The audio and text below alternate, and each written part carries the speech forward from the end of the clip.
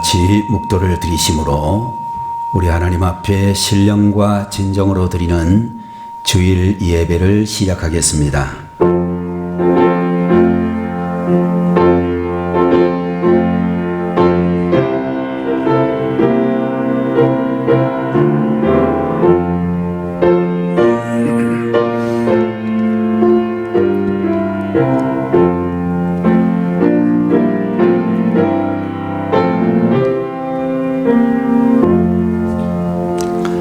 할렐루야, 내 영혼아 여호와를 찬양하라.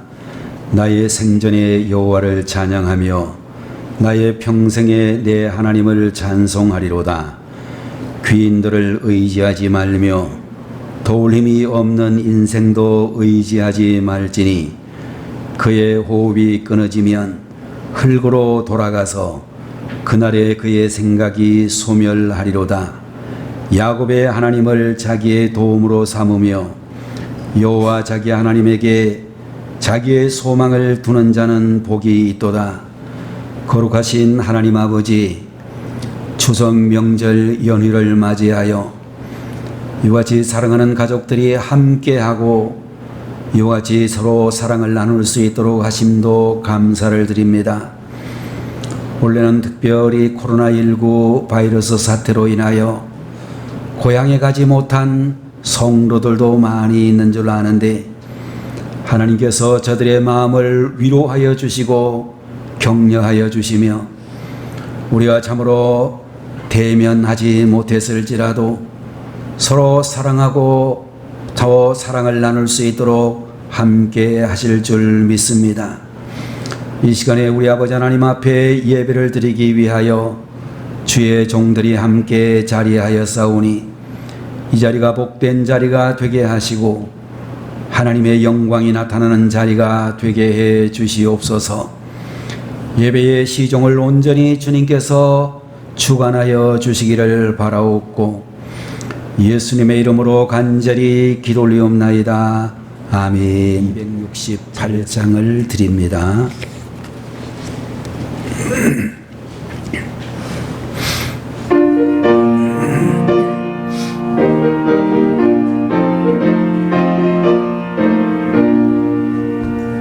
죄에서 자유를 얻게 함은 보혈의 능력, 주의 보혈, 시험을 이기고 승리하니 참 놀라운 능력이로다. 주의 보혈 능력이 또다. 주의 피 믿으오. 주의 보혈 그 어린 양의 유비중한 피로다.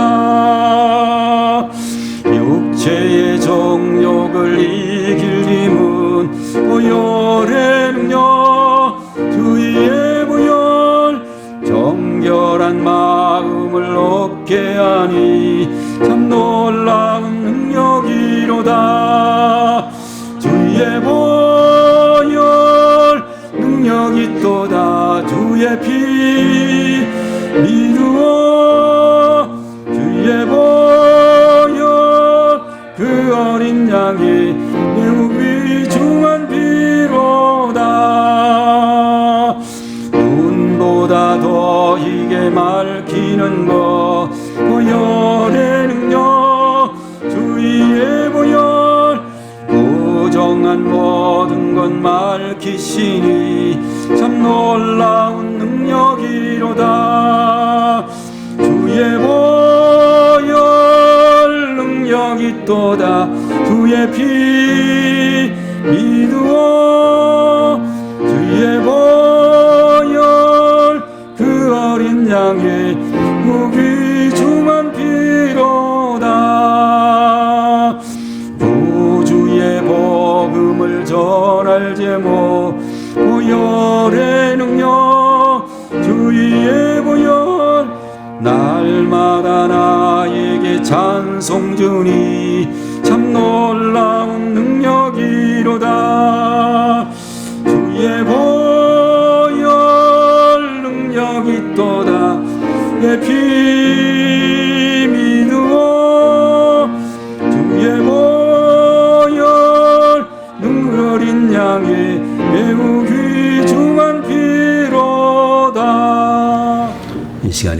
하나님의 말씀을 다 같이 보겠습니다. 하나님의 말씀은 느헤미야 6장 1절에서 9절까지를 보도록 하겠습니다. 느헤미야 6장 1절입니다.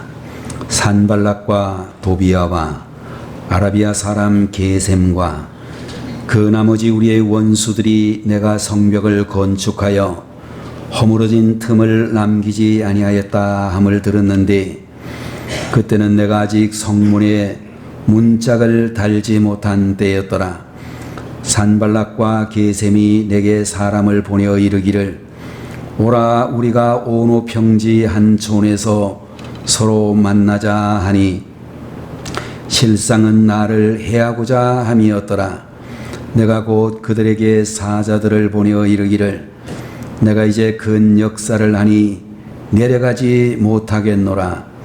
어찌하여 역사를 중지하게 하고 너희에게로 내려가겠느냐 하며 그들이 4번이나 이같이 내게 사람을 보내되 나는 꽃같이 대답하였더니 산발랏이 5번째는 그 종자의 손에 봉하지 않은 편지를 들려 내게 보냈는데 그 글에 이르기를 이방 중에도 소문이 있고 가스무도 말하기를 너와 유다 사람이 모반하려 하여 성벽을 건축한다 하나니 네가 그 말과 같이 왕이 되려 하는도다.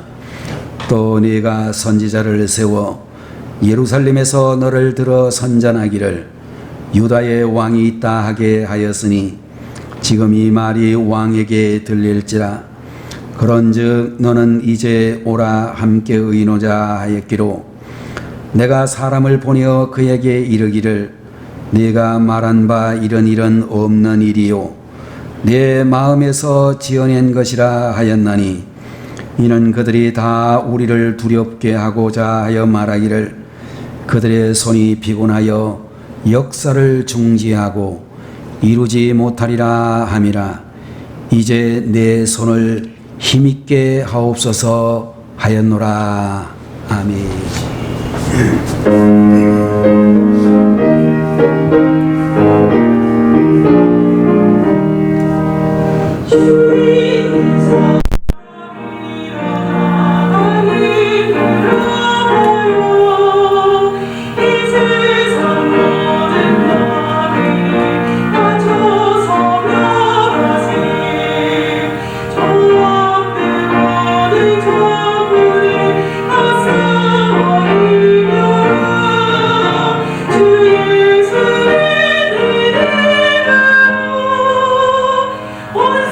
you.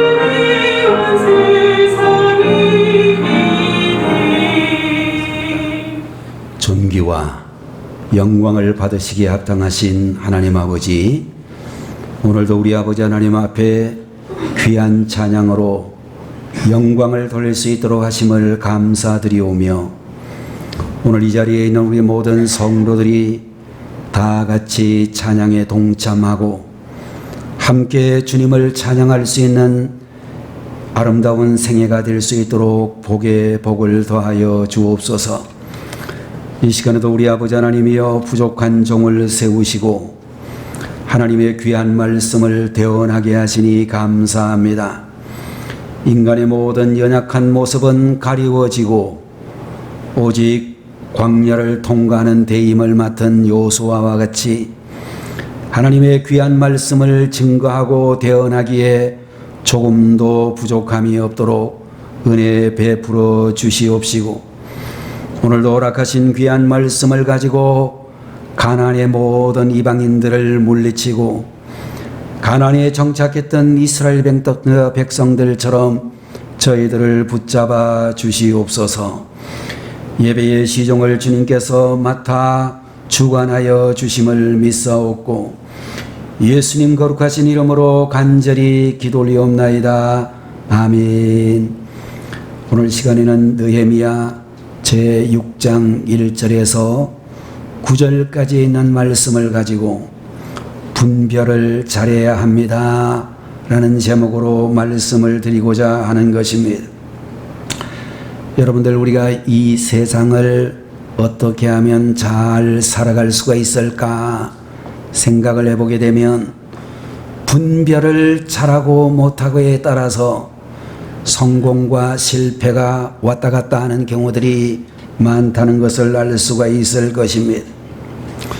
여러분들, 오늘 이 자리에 계시는 여러분들 중에도 보면 아마도 반찬 가운데서 버섯으로 만든 반찬을 좋아하시는 분들이 계실 터인데, 아마도 우리들은 버섯 가운데서도 특별히 송이버섯 같은 그야말로 자연산 송이라고 하는 것은 값을 헤아리기가 어려울 만큼 대단히 비싸고 또 훌륭한 자료라고 생각이 되어집니다.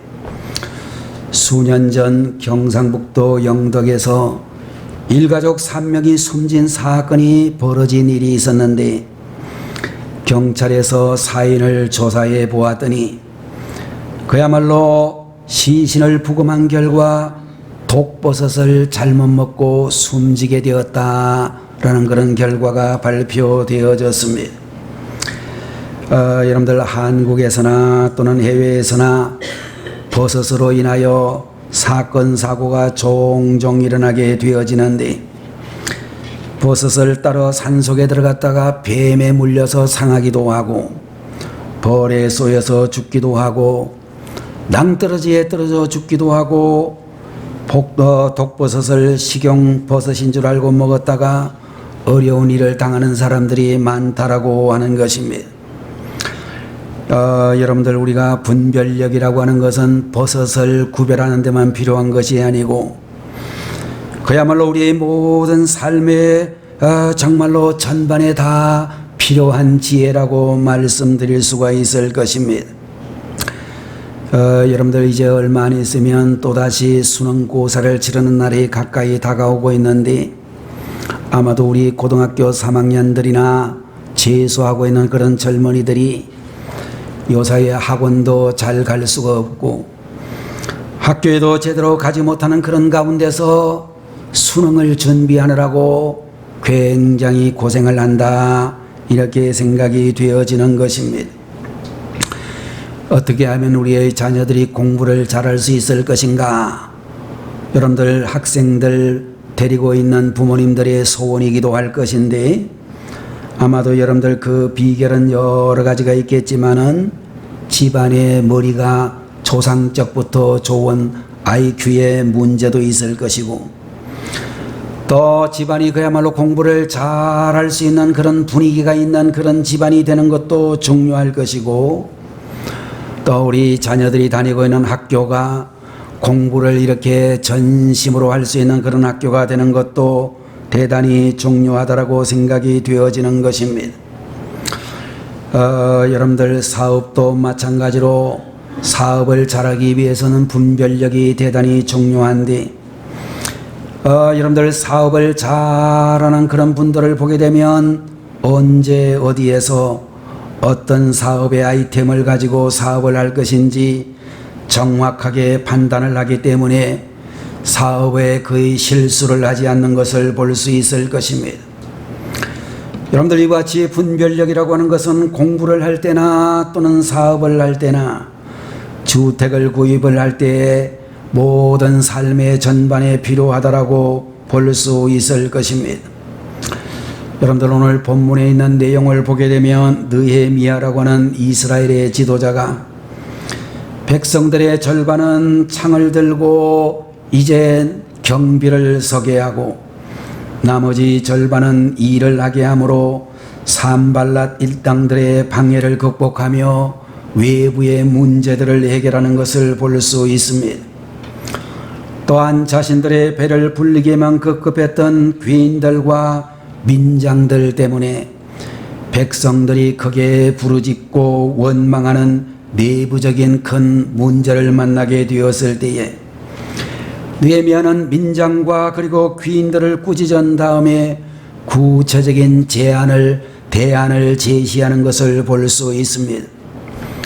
가난한 사람들로부터 빼앗은 밭과 포도원과 감람원과 집을 아무런 조건이 없이 돌려주고 반성하는 의미로 그동안 가난한 사람들로부터 빼앗은 것에 100분의 1을 이자로 쳐서 되돌려 주라고 명령을 내렸습니다. 모든 이스라엘의 방백들, 귀족들 이런 사람들이 느헤미야 지도자의 요구를 따라 실천을 하게 되어졌는데 그 이유는 이렇게 느헤미야가 깨끗하고 정직함으로 모범을 보였고 백성들을 이해하고 사랑함으로 모범을 보여주었기 때문이라고 말씀해 주시고 있는 것입니다. 여러분들 우리는 오늘의 본문을 말씀을 보면서 느헤미야는 어떤 지도자였는가, 느헤미야는 어떤 사람이었는가를 생각해 보게 될 때에 첫 번째로 분별력이 뛰어난 사람이었다라고 말씀을 드릴 수 있습니다.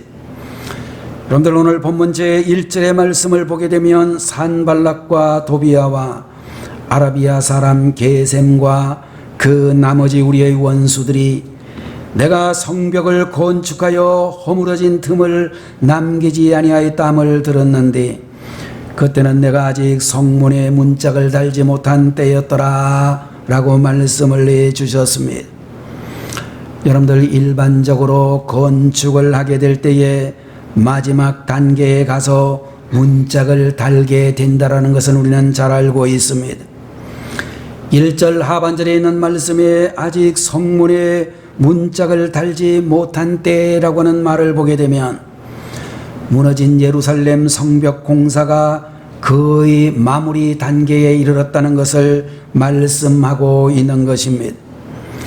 이제 몇 개 있는 성문에 문짝만 달면 모든 공사는 끝나게 된다라고 하는 것을 가르쳐 주시고 있는 것입니다. 바로 그때에 산발락과 도비야와 아라비아 사람 게셈과 같은 대적들이 느헤미야에게 한 가지 제안을 했다라고 이야기했습니다. 여러분들 2절에 있는 말씀을 보게 되면 산발락과 게셈이 내게 사람을 보내어 이르기를 오라 우리가 온호 평지 한 촌에서 서로 만나자 하니 실상은 나를 해하고자 함이었더라 라는 말씀이 기록되어져 있습니다. 여러분 오늘 본문에 나타나고 있는 산발랏 일당들은 유대인들이 아니라 자로 유대 나라가 망하고 난 다음에 이 가나안 땅을 차지하고 있었던 이방 민족들의 지도자였다라고 생각이 되어지는데 이제 이 사람들이 이스라엘 민족들이 70년 만에 고국으로 돌아오게 되자 그 땅을 내어줘야 되는 상황이 될 때에 빼앗기지 않으려고 이런 작당들을 하고 있다는 것을 볼 수 있습니다. 산발랏 일당들은 성문의 문짝이 다 이렇게 달게 되면 유다 백성들을 공격하기 어려울 것으로 생각을 해서 성벽 문짝을 설치하기 전에 느헤미야에게 오노 평지의 어느 외딴 시골에서 만나자는 제안을 하게 되어졌습니다. 그러나 느헤미야는 이러한 제안이 자신을 암살하려고 하는 어떤 제안이었다는 사실을 알게 되어졌습니다. 여러분들, 아내들의 말의 실제 뜻이라고 하는 그런 제목이 있는 책이 있는데, 여러분들, 아내들이 하는 말에는 숨어있는 뜻이 들어있다라고 하는 그런 이야기가 되겠습니다. 여러분들, 우리가 남자와 여자가 성인이 되어서 결혼을 해서 일생을 살아가야 되는데, 남자들이 하는 말뜻과 여자들이 하는 말뜻이 다르다는 것을 우리들은 알아야 되는 것입니다. 여러분들, 우리가 세상을 살면서 부인들이 하는 말을 전혀 깨달지 못하는 그런 남편들이 대단히 많이 있다라고 하는 것입니다. 예를 들어서 여러분들, 부부가 같이 이렇게 있는데 부인이 남편을 보고서 우리 얘기 좀 해요 라고 말을 하게 되면 그것이 무슨 뜻인지 잘 몰라가지고 남편들이 어벙벙 해가지고 있지만, 그 말은 부인들이 내 마음속에 불만이 가득 찼다, 그런 뜻이라고 하는 말이라고 하는 것입니다. 또 부인이 남편을 보고서 차에 먼지가 많던데 라고 하는 말은 빨리 나가가지고 세차를 해야 되지 않겠느냐 라고 하는 그런 말이 된다는 것입니다. 아내가 남편을 보고 자기 나 사랑해 라는 그런 말을 한다면 그 말은 내가 지금 사고 싶은 게 생겼어 라고 하는 그런 의미라고 하는 것입니다. 그렇다고 해서 마음대로 해요 라고 하는 말에는 어떤 의미가 있는가? 부인이 남편을 보고 마음대로 해요 라고 하는 말을 그 고지곳대로 듣고서 마음대로 했다가는 그야말로 반찬 없는 밥을 먹든지 집안에 전쟁이 일어날 수밖에 없다라고 하는 것입니다. 쓰레기 봉지가 꽉 찼어요 라고는 부인의 말은 빨리 쓰레기를 좀 버리고 오라는 의미가 담겨 있다는 것을 말하고 있는 것입니다. 하여간 사람이 말을 하게 되면 그 말 속에는 크고 작은 의미가 다 담겨 있다라고 하는 그런 말씀이 되는 것입니다. 아내에게 인정받고 싶은 남편이 되기 원한다면, 평화로운 가정을 이루기를 원한다고 하면 아내의 말에 담겨있는 의미를 빨리 알아들을 수 있는 분별력이 있어야 된다는 것입니다. 여러분들, 아직까지 결혼을 하지 않은 청년들에게도 동일하게 해당될 수가 있는데, 여러분들, 교회에 보면 이상하게도 교회 다니는 청년들 중에 노처녀 또는 노총각들이 상당히 많이 있는데, 그런 노총각, 노처녀들을 보게 되면 그렇게 될 수밖에 없는 원인이 있다라고 하는 것입니다. 노처녀 자매들의 특징 중에 하나는 민감하지 않다는 것입니다. 형제가 어떤 마음을 품고 있는지, 형제가 나한테 하는 말이 무슨 뜻인지 별 관심이 없다는 것입니다. 그래서 자기가 원하는 말을 다 하고 표현하고 싶은 거 다 표현하다가 보니까 형제들이 그 자매에게 관심을 쏟기는커녕 무서워서 도망을 치게 되는 현상이 나타나게 된다는 것입니다. 또 교회에 나이는 많이 들은 총각이 여자친구가 없는 형제들을 보게 되면 일반적으로 눈치가 좀 부족하다라는 그런 것을 느끼게 된다는 것입니다. 그런 형제들일수록 자매가 던지는 말의 의미를 알지도 못하고 엉뚱한 행동을 하다가 보니 자매들에게 별로 인기가 이렇게 없을 수밖에 없는 사람이 되고 마는 것입니다. 여러분들, 우리가 결혼 생활을 잘하기 위해서, 이성 간의 교제를 제대로 하기 위해서, 직장 생활이나 군대 생활을 제대로 하기 위해서, 우리가 어떤 삶의 현장에 있든지 간에 상대방의 말에 담겨있는 의미를 잘 분별한 것이 대단히 중요하다라고 말씀하고 있는 것입니다. 여러분들, 그런 차원에서 오늘의 본문을 살펴보게 되면 느헤미야라고 하는 이분은 대단히 눈치가 빠른 사람이었다는 것을 알 수 있을 것입니다. 느헤미야가 곳곳에 구축해 놓은 정보망을 동원해서 알았는지, 아니면 산발랏 일당들 틈에 은밀하게 자기 사람을 심어 놓았는지 어떻게 해서 알았는지는 잘 모르지만, 그는 산발랏 일행들이 자기를 온후 평지로 불러낸 이유를 정확하게 알았다라고 하는 것입니다. 느헤미야는 자신을 암살하려고 산발랏 일행들이 온후 평지 한 촌에서 만나자는 제안을 했다는 것을 알게 되었습니다.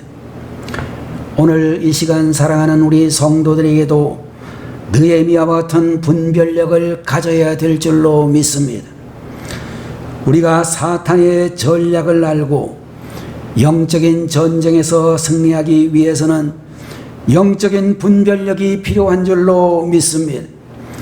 느헤미야는 분별력이 대단히 뛰어난 사람이었습니다. 산발랏 일당들이 자신을 암살하려고 온후 평지 한 촌에서 만나자고 제안한 것을 곧바로 알아차릴 만큼 분별력이 뛰어난 사람이었다는 것입니다. 두 번째로 느헤미야는 목표에 집중한 사람이었다라고 말씀을 해 주시고 있는 것입니다. 여러분이 잘 아시는 대로 이 사람은 뛰어난 분별력을 가졌을 뿐만 아니라 뛰어난 집중력을 가진 사람이었는데, 그것은 바로 예루살렘 무너진 성벽을 재건하는 공사였다는 것입니다. 그의 형제 하나니로부터 예루살렘 성벽이 다 무너지고 예루살렘 성문이 불타버렸다는 이야기를 들은 직후로부터 꿈에도 그의 소원은 예루살렘 성벽을 다시 재건하는 일에 매진하겠다라고 생각을 했습니다. 그래서 산발랏 일당들이 온후 평지 한 촌에서 서로 만나자고 하는 제안을 했었지만, 이런 지하에 그 제안을 거절했습니다. 여러분들, 온후 평지라고 하는 이 지역은 예루살렘으로부터 40km 정도 떨어진 곳에 위치하고 있었습니다. 오늘 4절에 있는 말씀을 보게 되면, 그들이 4번이나 이같이 내게 사람을 보내되 나는 꽃같이 대답하였더니 라고 말씀을 해주셨습니다. 산발랏 일당들은 4번씩이나 사람을 보내 그리로 오라고 제안을 했지만, 느헤미야는 똑같은 대답을 하면서 그들의 제안을 거절했었다라고 말씀하고 있는 것입니다. 3절 말씀에 보면, 내가 이제 큰 역사를 하니 내려가지 못하겠노라.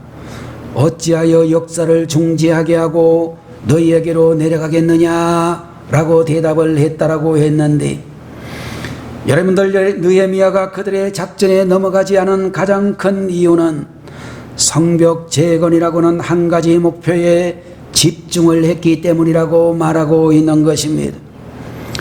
옛날 어떤 마을에 한 추장이 살았습니다. 그에게는 3사람의 아들이 있었는데, 이제 3아들 중에 누구를 후계자로 삼아야 될지 고민이 많아서 가지고 있었고 목표도 가지고 있었기 때문이었습니다.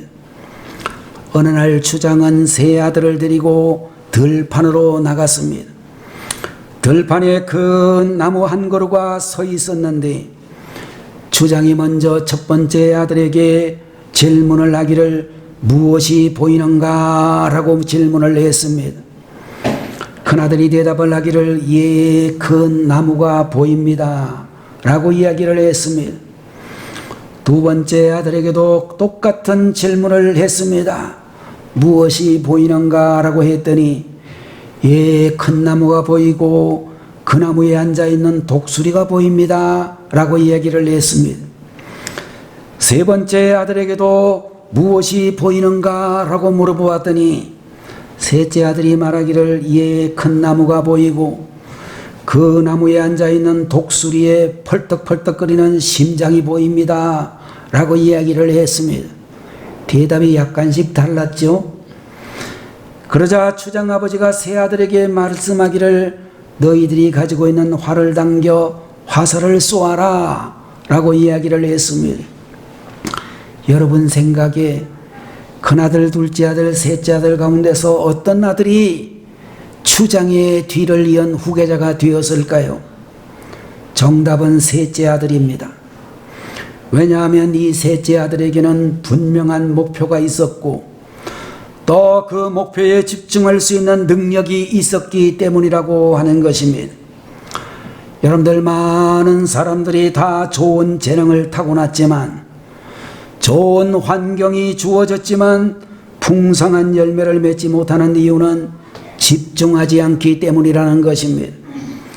환경을 뛰어넘어 집중하는 결단과 노력이 부족한 사람은 그야말로 인생의 귀한 열매를 얻을 수가 없다라고 하는 것입니다.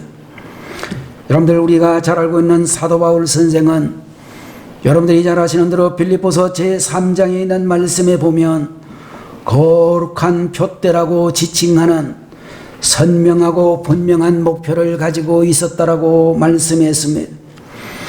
그는 주위에 신경 쓰지 아니하고 자신에게 주어진 목표를 향하여 날마다 달려간다라고 말씀하고 있습니다. 여러분들, 믿음이란 무엇인가? 믿음은 한마디로 집중하는 것이다, 그렇게 말씀을 드릴 수 있습니다. 신앙이란 하나님께 집중하는 것이고, 신앙이란 예배에 집중하는 것이며, 신앙이란 하나님께서 주신 비전에 집중하고 말씀에 집중하는 삶이 그 신앙생활이다, 그렇게 말할 수가 있는 것입니다. 여러분들, 사탄이 우리 앞에 다가오게 되면 사탄은 우리의 초점을 흐리게 하고 목표에 집중하지 못하게 자꾸만 주변에 신경을 쓰게 만들고 쓸모없는 것들을 위해서 낭비하게 만드는 것입니다. 여러분들, 우리 성도들은 좌고우면하지 말고 느헤미야와 사도 바울처럼 목표에 집중하는 분들이 되셔야 되겠습니다. 유행과 바람에 휩쓸리지 말고 남들과 비교하지 말고 여기저기 기웃거리지 말고 중요한 것을 덜 중요한 것과 바꾸지 말고 중요한 것에 집중하는 성도들이 되시기를 축원합니다. 세 번째, 느헤미야는 어떤 지도자였는고 하면 헛소문에 흔들리지 않는 사람이었다라고 말씀하고 있는 것입니다. 여러분들, 어떻게 보면 암살하려고 하는 작전도 무서운 것이지만 헛소문의 작전은 더 무서운 것이다 라고 이야기할 수 있을 것입니다. 여러분들, 좋은 소문은 멀리 퍼지고 나쁜 소문은 더 멀리 퍼진다라고는 말이 있다라고 합니다. 소문은 소경이다, 하지만 바람보다 더 빨리 달린다는 말이 있는 것처럼 헛소문은 굉장한 힘을 발휘하게 되는 것입니다. 1923년 9월 1일 일본 도쿄에 대지진이 일어났습니다. 역사적으로 관동 대지진이라고 불려지는 지진이었습니다. 엎친 데 덮친 격으로 큰 불까지 이제 일어나게 되었습니다. 그때의 일본의 군국주의자들은 조선인들이 폭동을 일으키고 일본인들을 몰살시키려고 우물에 독을 풀었다라고는 헛소문을 퍼뜨리게 되었습니다. 그 악성 소문으로 인하여 당시 도쿄에 살고 있던 6천여 명의 한국인들이 학살을 당했다라고 하는 그런 이야기를 우리는 역사를 통해서 잘 알고 있습니다. 관동 대지진 사건으로 이제 한국 사람들, 조선 사람들이 이렇게 무자비하게 살해를 당한 일들이 있었습니다. 그래서 그런지 여러분들, 우리는 일본 사람들을 생각하면 별로 좋아하지를 않게 되어집니다. 여러분들, 일본에 가면 오사카라든지 도쿄라든지 나고야 같은 데를 가게 되면 귀무덤, 코무덤이라고 하는 그런 무덤이 있는데, 여러분들, 그 무덤은 어떤 무덤인고 하면 임진왜란 때에 조선에 침략을 한 일본 군대들이 한국 사람들을 죽이고 난 다음에 이 목을 많이 가져가야 상을 받는데 목 가져가기는 너무 무거워가지고 이 사람들이 한 사람 죽이면 코를 베기도 하고 귀를 베기도 해가지고 그것을 가지고 가서 도요토미 히데요시한테 상 받으려고 가져갔는데 그것이 얼마나 많은지 귀무덤, 코무덤이라고 하는 무덤이 지금도 있다라고 하는 것입니다. 또 여러분들 1946년 여름에 기근이 돌 것이라고 하는 소문이 남아프리카 대륙을 휩쓴 적이 있었습니다. 그런데 사실은 그 소문이 일어날 당시 곡식들은 잘 자라고 있었고 날씨도 추수를 하기에 정말로 좋은 기후였음에도 불구하고 이 소문을 듣고 놀란 소장농 2만여 명이 되는 사람들이 농토를 버리고 도시로 다 도망을 쳐버렸습니다. 그 결과 농사는 다 망치게 되었고 수천 명의 사람들이 소문대로 기아에 시달리는 그런 일이 일어나게 되었다라고 하는 것입니다. 기근이 든다라고 하는 소문은 헛소문이었는데 헛소문이 결국엔 사실이 되고 말았다라고 하는 그런 결과가 나왔다라고 하는 것입니다. 오늘날에도 여러분들 가수라든지 탤런트라든지 배우라든지 스포츠 스타라든지 정치인들이라든지 유명한 사람들을 대상으로 헛소문이 일어나게 되면 엄청난 영향을 미치게 되어지는 것을 볼 수 있습니다. 여러분들 그 사람들은 악성 루머를 견디지 못하여 정상적인 활동을 하지도 못하고 오랫동안 정신적인 고통을 당하기도 하고 심하면 생명을 포기하는 일까지 일어나는 엄청난 헛소문의 위력을 우리는 많이 듣고 보고 있습니다. 헛소문 때문에 멀쩡한 기업이 자금난에 시달려 문을 닫기도 하는 것을 볼 수 있고 헛소문 때문에 건강한 가정이 깨어지기도 하고 헛소문 때문에 사랑의 공동체가 분열되기도 하는 것을 볼 수 있습니다. 여러분들 헛소문은 파괴하는 능력을 가지고 있다는 것입니다. 출애굽기 23장 1절의 말씀을 보게 되면 너는 거짓된 풍설을 퍼뜨리지 말며 악인과 연합하여 위정하는 증인이 되지 말라라고 말씀을 해 주셨습니다. 여러분들 에베소서 4장 29절 말씀을 보게 되면 무릇 더러운 말은 너희 입 밖에도 내지 말고 오직 덕을 세우는 데 소용되는 대로 선한 말을 하여 듣는 자들에게 은혜를 끼치게 하라 라는 말씀을 해 주시고 있습니다. 여러분들 영국의 훌륭한 개혁 교도되었던 청교도들은 소문을 들을 때에 세 가지 원칙을 가져라 그렇게 이야기를 했습니다. 첫 번째, 이 소문은 사실인가? 두 번째, 본인에게서 확인을 했는가? 세 번째, 만일 사실이라고 할지라도 다른 사람에게 알려졌을 때에 하나님과 교회의 영광이 되고 형제들과 성도들에게 유익이 되는가를 점검하라 그런 말씀을 했다라고 하는 것입니다. 여러분들 우리는 깨뜨리는 말을 하지 말고 하나가 되게 하는 말을 하고 죽이는 말을 하지 말고 살리는 말을 할 수 있는 그런 성도들이 되셔야 되겠습니다. 남의 가슴에 못을 박고 피눈물 나게 하는 말 대신에 위로하고 격려하며 덕을 세우는 데 필요한 말을 해야 될 줄로 믿는 것입니다. 산발랏 일행들은 말의 힘, 헛소문의 힘을 잘 알고 있었습니다. 그래서 4번이나 시도했던 느헤미야 암살 작전이 실패를 하자 또 다른 작전을 세웠는데 그 작전이 바로 헛소문 작전이었다라고 말씀을 했습니다. 오늘 5절 말씀에 그 내용이 나타나고 있는데 산발랏이 5번째는 그 종자의 손에 봉하지 않은 편지를 들려 내게 보냈다라고 이야기를 했습니다. 여러분들 산발랏은 한 심부름꾼을 통해서 5번째로 느헤미야에게 편지를 보냈는데 그 편지는 봉하지 않은 편지였다 라고 말씀을 했습니다. 여러분들, 봉하지 않은 편지를 왜 보냈을까요?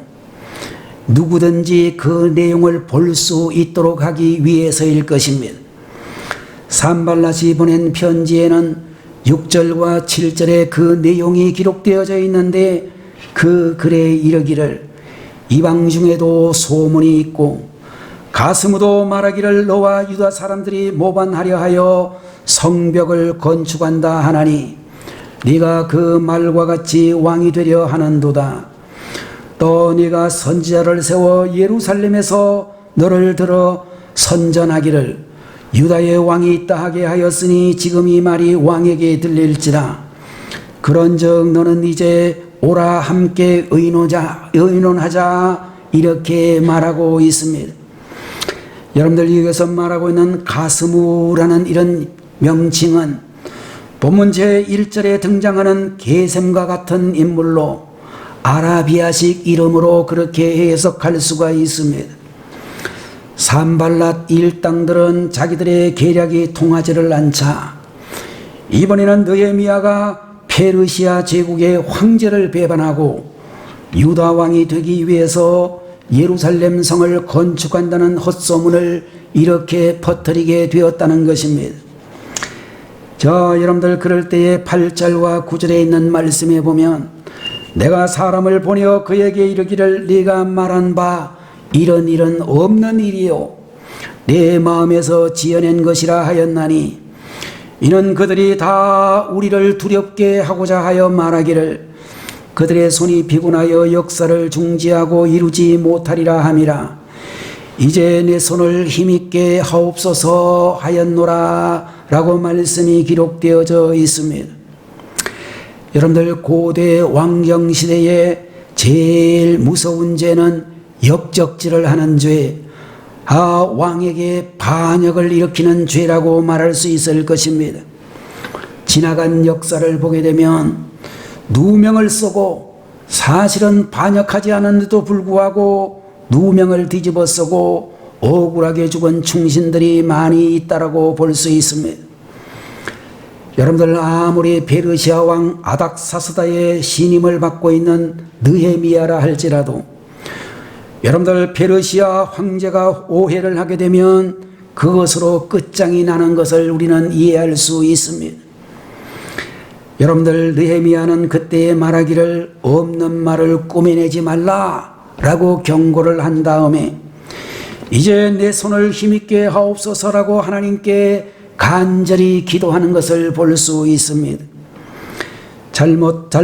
자칫 잘못하면 산발랏 일당들의 헛소문 작전에 누명을 쓰고 페르시아 황제의 소환 명령을 받고 가족들, 일가 친지들 모두가 죽임을 당할 수도 있었지만 느헤미야는 성벽 재건 공사를 멈추지 않고 끝까지 기도하며 나아갔다라고 말씀하고 있는 것입니다.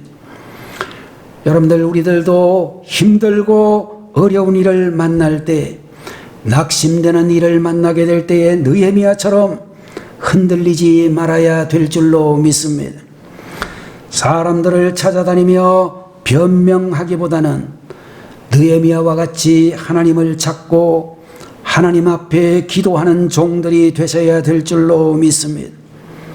그때에 우리 하나님께서는 극복할 수 있는 신비한 힘과 지혜를 주시고 하나님께서는 내가 푸는 것보다 더 확실하게 내가 받고 있는 오해를 풀어주시리라고 믿습니다. 양 한 마리가 늑대에게 쫓겨가지고 어느 교회 앞으로 들어가게 되었습니다. 그 교회 밖에서 늑대가 양에게 이렇게 소리를 질렀습니다. 야, 이놈아, 그곳이 어디라고 들어갔어? 빨리 그곳에서 뛰어나와. 교회에서는 양을 붙잡아 불에 태워 세워 희생 제물로 드린단 말이야 라고 이야기를 했습니다. 그랬더니 양이 대답을 하기를 그럴지도 모르지. 그러나 난 늑대의 입에 들어가는 희생양보다 하나님께 제물로 드려지는 영광스러운 희생양이 되는 쪽을 선택할 거야 라고 대답을 했다는 것입니다. 여러분들 우리의 주변을 보게 되면 거짓말을 너무 쉽게 하는 사람들이 대단히 많다라고 우리들은 생각할 수 있습니다. 말세가 되면 거짓 그리스도가 많아지고 또 거짓 선지자가 수없이 나타나고 미혹하는 사람들이 많이 나타난다라고 이야기를 했습니다. 여러분들 우리 한국에도 자기가 예수님이라고 자기가 재림의 주라고 이야기하는 거짓 그리스도들이 굉장히 많습니다. 국제적으로도 이단들이 많지만 국산 이단들이 대단히 많습니다. 제가 요사이 보니까 외국에서 들어온 이단보다 국산 이단들이 더 교회를 힘들게 하고 우리 성도들을 미혹하는 그런 능력이 탁월하더라고요. 자, 여러분들 우리가 정치를 하는 분들이 만일 교회에 대해서 악평을 일삼는다면 이것도 성경이 말하고 있는 미혹하는 자라고도 이야기할 수 있을지 모르겠습니다. 어쨌든지 간에 여러분들 말세가 되면 늑대처럼 거짓말을 하는 사람들이 많이 있지만 그 거짓말에 속아가지고 넘어가는 사람들도 많다는 것입니다. 요한일서 4장 1절의 말씀을 보게 되면 사랑하는 자들아 영을 다 믿지 말고 오직 영들이 하나님께 속하였나 분별하라. 많은 거짓 선지자가 세상에 나왔음이라 라고 말씀하고 있는 것처럼 분별을 잘해야 될 줄로 믿습니다. 우리들은 그야말로 이단자들의 유혹하는 말에 대해서 분별할 수 있는 지혜를 가져야 되겠고 세상의 모든 불신자들이 말하고 있는 잘못된 비평에 대해서도 우리가 분별할 수 있는 분들이 되셔야 되리라고 믿습니다. 두 번째로는 느헤미야처럼 목표에 집중하시기를 바라는 것입니다. 그리고 더 나가서 낙심되는 일을 만날 때 흔들리지 말고 하나님을 굳게 의지함으로 말미암아 하나님의 능력을 체험할 수 있는 주의 종들이 되시기를 주님의 이름으로 축원합니다. 기도하겠습니다. 거룩하신 우리 아버지 하나님, 오늘 이 시간에도 분별을 잘해야 합니다 라고 하는 제목을 흔들리지 않고 더욱 하나님께 의지함으로 하나님의 능력을 체험했던 것처럼 오늘 이 시간 우리 사랑하는 성도에게도 이러한 믿음을 주시옵소서. 하나님 아버지, 저희들에게 세상에 흔들리지 말게 하시고 세상의 평가에 흔들리지 말게 하시고 오직 하나님의 말씀에 붙들림을 받고 하나님의 인도하심을 따를 수 있는 교회와 성도들이 되게 해 주옵소서.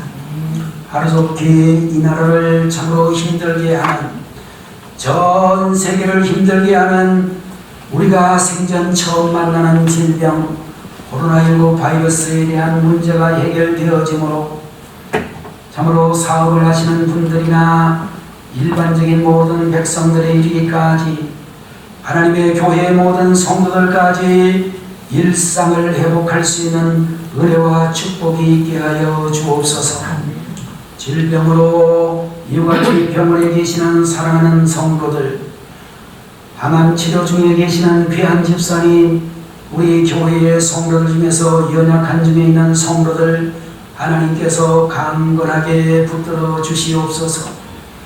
이 시간에도 주신 말씀을 기억하고 흔들리지 않고 분별을 잘하는 하나님의 종들이 다 되게 하심을 믿고 예수님의 이름으로 간절히 기도 올리옵나이다. 아멘. 다 같이 기도하겠습니다.